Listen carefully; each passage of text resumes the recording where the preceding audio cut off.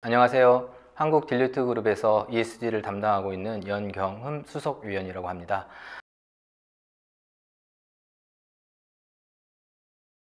아마 이 영상을 클릭하시거나 이 영상을 보시려고 하신 분들은 ESG에 관심을 한 번쯤은 가져보셨을 거라 생각을 하고 있는데요.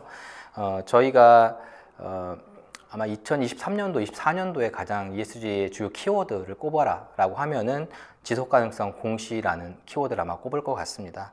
물론 저희 딜로이트 내부에서도 호주나 일본 그리고 싱가포르 같은 그 아시아 퍼시픽 같은 딜로이트 팀하고 또 논의할 때도 이런 지속가능성 공시가 굉장히 중요한 화두가 되어 있고요. 아시겠지만 EU나 미국 쪽에서 지금 진행하고 있는 지속가능성 공시 의무화 제도에 의해서 또 그 각국에 있는 회원국들도 저희와 좀 긴밀하게 협의하면서 이 화두와 이 키워드를 어떻게 기업한테 준비하라고 준비를 하는 것들을 컨설테이션을 하고 같이 논의를 할 것인가에 대한 고민을 많이 가지고 있고요. 저희도 공시 연구 TF를 가지고 운영을 하면서 계속적으로 이제 나타나고 있는 이런 현상들을 준비하고 있습니다. 오늘은 이런 지속가능성 공시가 왜 요구가 되고 있고, 그리고 진행상은 어떻고 기업이 어떤 부분을 대응해야 되는지 저희 딜로이트 그룹에서 준비한 내용들을 좀 말씀드리도록 하겠습니다.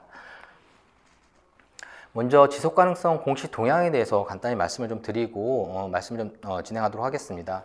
지속가능성 공시 그리고 지속가능성 보고서 뭐 이런 얘기들을 많이 들어보셨을 것 같고, 아마 현업에서도 또한 이렇게 준비하셨던 내용들이 있을 거라 좀 사료가 되는데요. 사실 지속가능성 공시를 좀 저희가 이제 준비할 때는 이 기존의 지속가능성 보고서라든지 저희가 흔히 말하는 CSR 리포트와는 좀 다르게 조금 더 다른 차원으로 저희가 고민하는 포인트가 필요하고요. 그러기 위해서는 이 지속가능성 공시가 왜 의무화가 되고 있고 어떤 측면이 강조가 되고 있는지를 좀 파악을 해야 됩니다. 여기서 보시는 것처럼 지금 글로벌 표준화가 되면서 여러 공시 의무화가 지금 제도화가 되고 있고요. 사실 이 기반에는 여러 가지 프레임워크라든지 가이드라인, 이니셔티브 이런 것들이 상당히 많이 이제 존재를 했었고요. 이런 표준화 작업이 굉장히 중요한 시점이 된 것 같습니다. 그래서 재작년부터 해서 이제 공시기준 글로벌 표준화에 대한 내용들이 논의가 되고 있고, 현실적으로는 보시면 지금 우리나라는 좀 준비 작업을 하고 있지만 옆 나라인 일본이라든지 아시아의 국가들도 이런 표준화 작업에 대해서 어느 정도 박차를 가하고 있다, 이렇게 이해해 주시면 될 것 같고요. 그리고 공시 규제는 사실 뭐 대부분 다 알고 계시는 것처럼 ISSB 기반으로 지금 진행을 하고 있지만, 지금 유럽에서는 CSRD 규정이 지침이 나왔고 거기에 따라서 의무화 준비를 다들 하고 계십니다. 그리고 한국에 있는 그 모회사, 한국에서 유럽의 법인을 가지고 있는 모회사 기준으로도 이런 대응 준비를 어떻게 할 것인가에 대한 고심에 지금 빠져 있는 상황이라고 보시면 될 것 같아요. 그리고 미국에서도 SEC에 관련된 기후공시 내용들이 의무화의 준비를 하고 있었고, 다만 조금 최근에 이슈가 돼서 그런 부분에 대해서는 좀 법원에서 계류가 되어 있는 상태였기 때문에 그런 부분들을 조금 면밀히 살펴볼 필요는 있다고 좀 보여지고 있습니다. 그리고 세 번째로는 투자자는 계속적으로 이야기를 하고 있지만, 사실 이 지속가능성 공시를 보는 주요 독자나 주요 이 사용자 입장에서는 사실은 투자자 입장이 굉장히 강하다라고 보시면 될 것 같아요. 그래서 기존의 전통적인 기업의 가치 판단을 이런 지속가능성에 대한 공시에 대한 내용을 기반으로 비재무 요소들을 판단한다, 이런 것들이 좀 강조가 되고 있다, 이렇게 보시면 될 것 같고요. 그리고 기업에서도 이런 것들을 준비하면서 기존에는 과거 2, 3년 동안은 이제 전략이라든지 목표, 우리의 방향성들을 많이 설정을 하셨습니다. 그걸 위해서 어떤 팀이라든지 조직을 세팅하는 그런 과정들 많이 거쳤고요. 그러면서 실제 2, 3년 동안은 지금 기업들이 이행하는 결과물들이 나와야 되는 시점이 됐거든요. 사실 그 시점이 도래가 되는 게 아마 2025년도, 26년도 때 되지 않을까 싶은데요. 사실 기업들이 이런 고심에 또 빠져 있을 것 같아요. 우리가 선언적인 목표를 진행했던 것들이 이제 어떤 오퍼레이팅이 돼서 어떤 결과물로 나와야 되는데, 그런 과정에서 지금 어떤 준비를 하고 있는지, 그리고 이런 목표에 대해서 우리가 어떤 모니터링을 하고 있는지에 대한 고민들이 빠져 있을 것들이고요. 이런 전반적인 내용들 다 취합해서 보시면 이 지속가능성 공시 정보는 기업의 그냥 자율적인 또는 그 CSR적인 내용이라기보다는 기업의 자본 조달에 영향을 미치는 굉장히 중요한 기업의 가치를 판단하는 공시 요건으로 가고 있구나, 이 정도로 판단해 주시면 좋을 것 같습니다. 각 국가별 규제 움직임을 한번 살펴보겠습니다. 보시는 것처럼 미국에서는 SEC가 지금 발효가 됐었고, 사실 이 발효된 사항에서 여러 가지 규제들이 확장이 되면서 진행이 됐었고요. 사실 아까도 말씀드렸지만 지금 아직 뭐 이제 법원 계류 중에 있어서 이거에 대한 판단 의지가 좀 있을 것 같습니다. 다만 계속적으로 기후변화에 대한 내용들은 미국뿐만 아니라 다른 국가들에서도 규제와 움직임이 강하기 때문에 이런 부분에서 미국의 움직임도 한번 주시할 필요는 있을 것 같고요. 가장 크게 말씀드려야 될 거는 앞서 말씀드린 EU 같은 경우에 CSRD 준비를 했고, 사실 CSRD를 통해서 지금 많은 기업들이 이것들에 대한 준비 작업을 지금 진행을 하고 있다. 다만 저희가 지금 얘기 드리고 싶은 포인트는 CSRD, 그러니까 이 다이렉트만 보면 안 된다는 말씀 좀 드리고 싶습니다. 이유도 잠깐 말씀드리겠지만, EU가 준비하고 있는 모든 이런 규제 활동이라든지 지속 가능성에 대한 내용들은 굉장히 오랫동안 준비를 했던 것들이고요. 이 CSRD뿐만 아니라 CSDD, EUDR이라든지 CBAM이라든지 이런 제도들 자체가 EU에서 준비했던 작업들의 연속물이라고 보시면 될 것 같고, 올해부터 해서 또 내후년도까지 계속적으로 규제들이 발효되거나 작동될 것들이 굉장히 많이 남아 있습니다. 그래서 아마 전방위적으로 많은 기업들이 여기에 좀 속해서 공시 또는 이것들에 대한 레귤레이션에 대한 대응이 좀 필요하다, 이렇게 봐주셔야 될 것 같고요. APEC 같은 경우에는 우리나라뿐만 아니라 옆 나라인 일본 같은 경우, 홍콩, 싱가포르, 말레이시아도 마찬가지로 기후 공시에 대한 의무화를 지금 진행을 했습니다. 그래서 이것들에 대한 그 법제 절차를 어느 정도 마친 상태라고 보시면 될 것 같고, 저희보다는 조금 빠르게 25년도부터는 어느 정도 일정 기업에 대해서는 일정 부분에 대한 기후 공시에 대한 의무화가 지금 지워지고 있다, 이렇게 보시면 될 것 같습니다. 이런 것들을 좀 살펴볼 때 전체적으로 같은 맥락에서 좀 짚어봐야 될 필요가 있을 것 같습니다. 그래서 저희가 IFRS에서 나온 ISSB가 중요하다, CSRD가 중요하다, 이런 얘기들 많이들 들어보셨을 텐데요. 전체적으로 봤을 때 이 프레임 자체는 크게는 재무공시와 ESG, 지속가능성 공시가 연결되어 있고, 재무의 회계 지침이라든지 재무보고 공시 규칙 같은 것과 연계돼서 비재무에 대한 요소들을 어떤 통일된 방식으로 공시하게끔 유도를 하고 있다라고 보면 될 것 같고요. 이런 것들이 미국이나 유럽이나 아니면 IFRS에서 얘기하는 좀 글로벌 차원에서도 상호 호환성을 가지고 이야기를 하고 있기 때문에 저희가 생각하는 것보다는 조금 더 중요한 요소들을 담을 수 있겠구나라는 판단을 좀 해보시면 좋을 것 같고, 그 근간에는 그동안 저희가 많이 이제 검토하고 또 기업 분별로 많이 노력하셨던 TCFD라든지 GHG 프로토콜, 아니면 이제 GRI 기준으로 이제 보고했던 내용들을 통합해서 지금 보고서 기준으로 좀 통합되어 있다, 이렇게 봐주셔야 될 것 같고요. 이런 전체적인 풍경에서 보시면 이런 각 국가에서 시행하고 있는 이런 지속가능성 공시 자체가 어떤 유기적으로 조금 더 연결이 되어 있구나라는 좀 판단을 해보시는 게 좋을 것 같습니다. 다음으로 좀 동향을 살펴볼 텐데요. 동향도 마찬가지로 저희가 봤을 때 2025년도가 참 큰 분기점인 것 같아요. 그러니까 내년이죠, 벌써. 내년이 되면은 많은 국가에서 우리나라 기업뿐만 아니라 이제 유럽이라든지 아니면 아시아 기업들이 유럽에 활동을 하거나 미국에 활동을 하거나 호주에 활동을 할 때 이런 규제에 이제 종속될 수밖에 없는 상황인 것 같습니다. 그래서 그런 기업들은 좀 준비를 지금부터 하시는 경향이 있고, 또는 조금 더 사례라든지 다른 기업들의 사례를 좀 보고 조금 더 이제 천천히 준비하는 기업들도 사실 있으신 것 같아요. 그래서 그런 부분을 살펴보면서 우리는 언제쯤 이런 공시에 대해서 좀 준비를 해야 되는지를 좀 검토를 해보시는 게 좋을 것 같고요. 사실 CSRD를 원천적으로 저희가 이제 유럽팀하고 얘기를 할 때는 그들도 그런 이야기를 하더라고요. 우리가 이걸 실제적으로 준비하는데 공시를 좀 잘하고 혹시에 대한 리스크를 없게끔 하기 위해서는 한 2년 정도의 시간이 걸린 것 같다 라고 이야기를 하더라고요. 근데 최근에는 그보다 좀 짧게 지금 진행한 것 같지만, 그래도 2년 내 정도의 준비 기간이 좀 필요하다라는 좀 공통된 인식은 있었던 것 같습니다.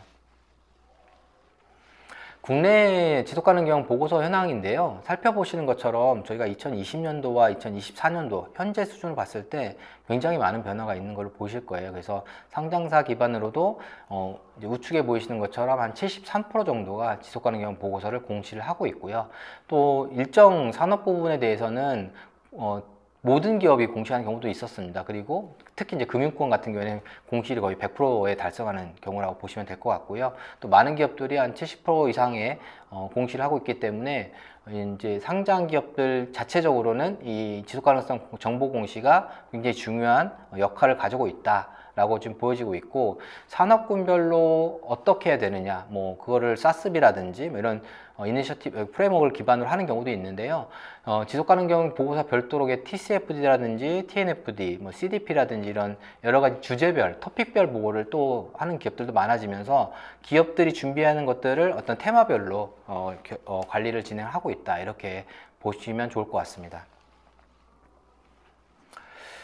그리고 이 보고서를 발행을 하시면서 주요 토픽들을 좀 보면은, 굉장히 좀 이렇게 부각되는 부분들이 있을 거예요. 여성 등기임원들에 대한 것들이라든지 ESG 위원회를 설치했다라든지 금융권에 조금 많이 이제 들어갈 수 있는 부분인데 UNGC에 가입했다든지 내부 탄소 가격이라든지 금융 배출량 산정하는 것들, 뭐 스콥 3라든지 아리백 같은 경우에 이런 추진 체계라든지 내용 체계를 좀 더 어필을 많이 하는 경우가 좀 많이 나타나고 있는 걸로 보여지고 있고요. 사실 이런 것들이 기업을 평가하기 위한 평가 기관들 또는 우리가 지금 이야기하고 있는 지속가능성에 대한 의무화 공시 내용들 중에 굉장히 중요한 요소들로 다 들어가 있거든요. 그러다 보니까 이미 이런 그런 거에 대한 대비를 위한 기업들은 이미 좀 준비를 하고 있었다라고 보여지고 있고요.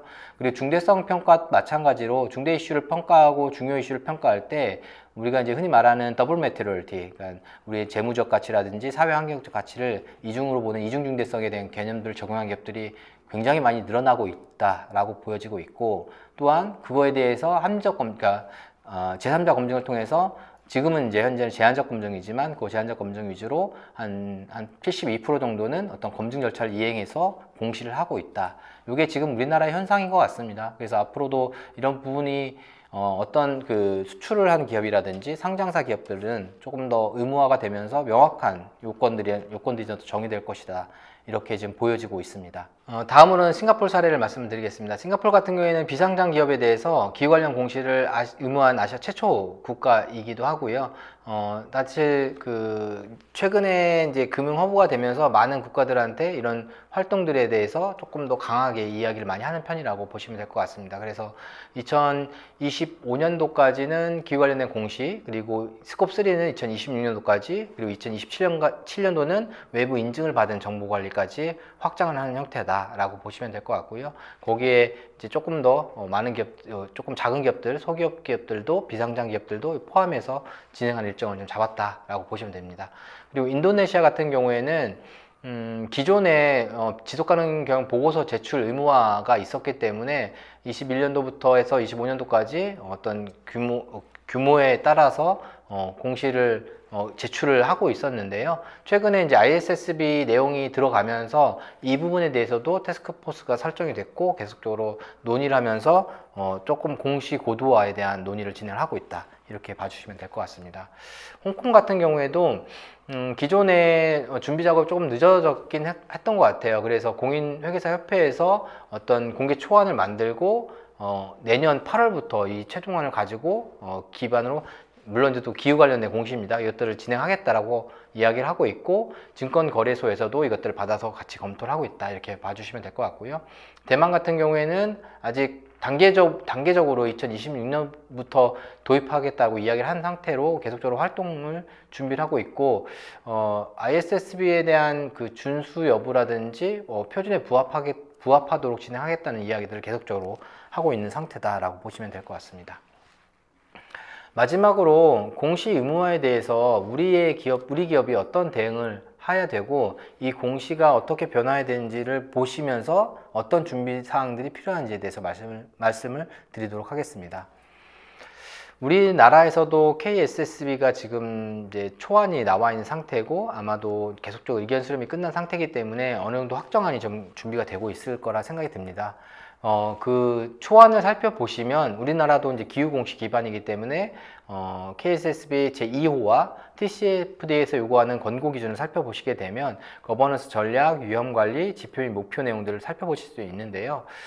이 중에 큰 차이점을 좀 보면은 ISSB에서 얘기하는 것보다 조금 많이 완화가 됐거나 조금 정보 제공을 질을 좀 낮추는 형태가 있긴 합니다. 그래서 그 두 가지를 말씀을 드리면 대표적인 게 재무적 영향의 양적 공시 부분이라고 말씀을 드릴 수 있을 것 같아요. 그래서 예상되는 재무적 영향이라든지 양적에 대해서는 양적 정보를 제공하지 않을 수도 있고 그 아는 이유에 대해서 이유를 설명하고 질적 정보로 대체할 수가 있다라는 내용들이 있고요. 그다음에 전체적인 지표에서 기계공시 산업 전반 지표를 보시면 우리나라도 마찬가지로 스콥3는 아직 미정인 상태이고, 내부 탄소 가격을 관리하거나 이제 의사결정에 반영을 할 때도 톤당 가격에 대해서는 기업이 선택 공시를 할 수 있게끔 조금 더 불확실성을 공개하지 않게끔 한다, 이렇게 봐주시면 될 것 같습니다.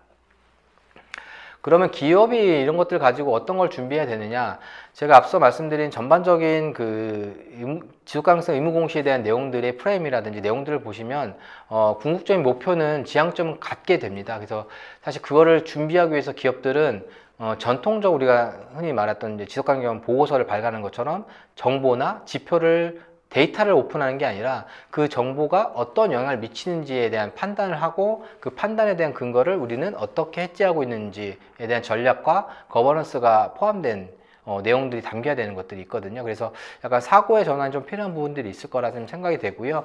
이런 부분에서 크게 중요한 세 가지를 저희가 뽑아봤습니다.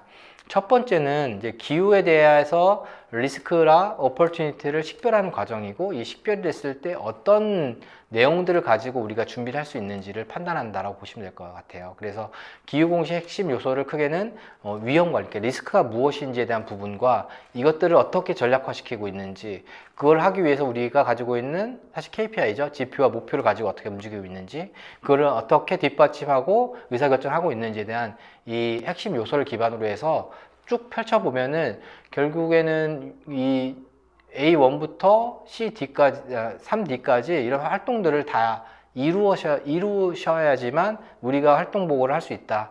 그리고 지금 많은 기업들이 사실 기업의 물리적 위험이라든지 전환 위험에 대해서 시나리오 분석을 하고, 이 시나리오 분석을 어떤 우리 정책 안에 넣거나 우리 목표 설정 안에 넣는 과정들을 하고 계시거든요. 결국 이런 것들을 우리의 방향성과 KPI의 내용을 담기 위한 활동이다 라고 보시면 될 것 같습니다. 두 번째로는 리스크 관리 체계입니다. 그러니까 사실 기업의 비즈니스를 운영하시면서 리스크 부서도 있으신 데도 있고요.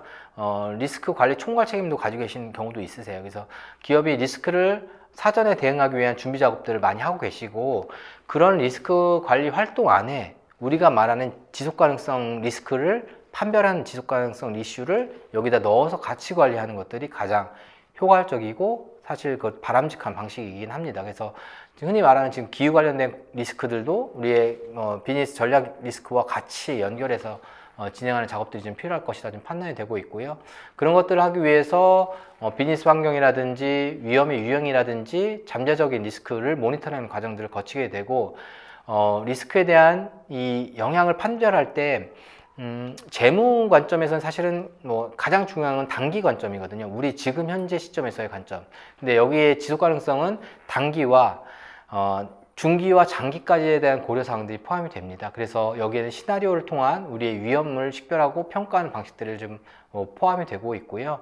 그것들에 대한 미래 가치는 스트레스 기반으로 해서 우리에 대한 리스크가 얼마나 더 영향을 줄 수 있는지를 판단하는 과정을 좀 겪는다, 이렇게 보시면 되고, 그런 것들을 하기 위해서 대표적으로 기후 리스크, 투자 리스크, 그다음에 이제 사실 안전에 대한 리스크 관리된 관리 사항들을 포괄적으로 진행을 하게 돼야 된다라고 말씀을 드리는 거고요. 지금은 많은 기업들이 기후 리스크를 지금 현재 리스크 관리 체계 안에 넣어서 관리하려고 하는 측면으로 가고 있다, 이렇게 봐주시면 될 것 같습니다. 마지막으로 이제 지속가능성 관련 내부 통제 시스템인 부분입니다. 결국에는 이런 모든 활동과 모든 내용들을 판단하고 근거를 기업이 세웠다면 그것들을 이행하는 과정에서 실질적으로 잘 이행이 되고 있는지, 그리고 우리 통제권한 아래서 운영이 되고 있는지를 살펴봐 주셔야 되거든요.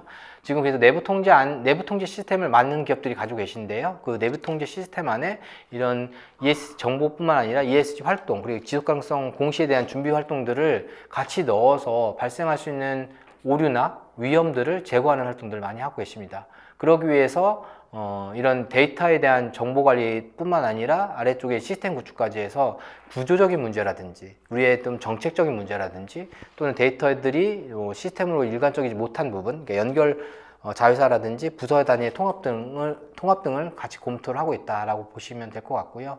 이런 내부 통제 이슈들이 아직은 우리나라 기업들은 많이 좀 검토를 안 하고 계시긴 하지만 지금 저희가 이제 글로벌하고 논의를 하게 되면 이런 내부 통제 이슈가 아마 2, 3년 내에는 조금 ESG 또 지속 가능성 공시를 하는 기업들한테는 굉장히 중요한 화두가 될 것이다 라고 지금 판단이 되고 있고요. 많은 기업들한테 이런 내부 통제 이슈를 회계 관점 또는 법률 관점이 아니라 이런 지속 가능성 관점도 필요하다라고 계속적으로 이야기를 하고 있다, 이렇게 보시면 될 것 같습니다. 그리고 마지막으로 이제 CXO들의, 그러니까 의사 결정을 하고 있는 경영진에 대해서 지속 가능성 목표와 어떤 그 방향성에 대해서 경영진들의 역할들이 좀 더 많아지고 있고 어떤 식으로 인발부가 될 것인지에 대한 고민들을 하고 있다, 이렇게 보시면 될 것 같습니다. 그래서 보시는 것처럼 어떤 최고 재무 책임자라든지 아니면 전략 책임자 또는 지속 가능성 담당을 하고 있는 책임자 또는 CTO 같은 기술 책임자들도 이 부분에 대해서 같은 방향성과 같은 보이스를 가지고 움직이는 것들이 바람직하다라는 의견이고요. 우리나라를 제외한 조금 다른, 이제 아까 해외 사례를 말씀드린 것처럼 다른 해외 사례에서는 재무 책임자 기반으로 많이 하고 있고요. 우리 같은 경우에는 전략이라든지 지속 가능성 책임자 중심으로 이런 것들을 좀 총괄을 하고 있는 형태이긴 합니다. 다만 이제 이 활동들이 비즈니스가 재무적 관점으로 이제 공고화가 된다면, 그리고 우리가 이제 흔히 지금까지 이야기했던 재무제표 안에 넣는 관점을 간다면 이것들에 대한 관점을 모든 경영층에서도 같이 동일한 시점으로 바라봐야 되는 시점이 되는 것 같고요. 그런 것들을 하기 위한 여러 가지 활동이라든지 리스크적인 요소들을 발견을 하고 그것들에 맞는 R&R이라든지 역할들을 진행하셔야 된다, 이렇게 보여지고 있습니다. 이상으로 저희가 살펴봐야 될, 기업이 준비해야 될 그 핵심 요소들을 말씀을 좀 드렸고요. 사실 이러한 활동들에 대한 준비는 쉽지는 않으실 거예요. 그래서 아마 많은 기업들한테 또 도움을 받으시거나 활동들을 비교 분석을 하면서 우리 기업에 맞는, 현실적으로 맞는, 그리고 진행 가능한 수준, 그리고 우리가 이행을 하고 나서 공시했을 때 어떤 그린워싱이 없게끔 적절하게 공시할 수 있는 요소들, 이것들을 찾아가는 과정들을 하셔야 되는데요. 이런 부분들에 대해서 많은 기업들이 준비 작업을 하고 있으니까 같이 도움을 받으셔서 진행하시면 도움이 되실 것 같습니다. 이상 저희가 준비한 그 주제 발표를 마치게 되는데요. 오늘은 이제 국내외 ESG 공시 및 주요 현안과 과제에 대해서 말씀을 드렸습니다. 다시 한번 강조해서 말씀을 드리겠지만, 이 지속가능성 공시는 기존의 지속가능성 보고서와는 조금 더 다른 결을 가지고 있다라고 보시고요. 그 다음에 그 국가별, 그리고 EU나 미국이나 이제 우리나라에서 준비하고 있는 공시에 대한 요구 수준을 잘 살펴봐 주시고 거기에 맞는 체계와 거기에 맞는 대응을 준비를 하셔야 된다, 이렇게 말씀을 드리고요.